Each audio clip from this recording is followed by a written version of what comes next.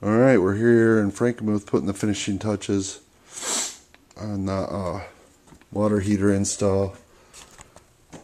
I couldn't get the solder to stick on this, the cold water supply line, because it was constantly dripping and it's keeping the temperature too cool for the solder to stick. Got it to stick alright on this side.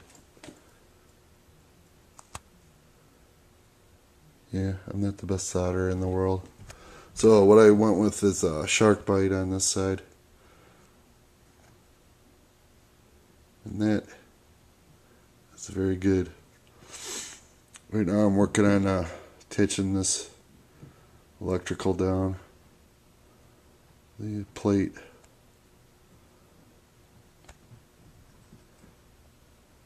That's where I'm at. Here in Frankenmuth, Michigan.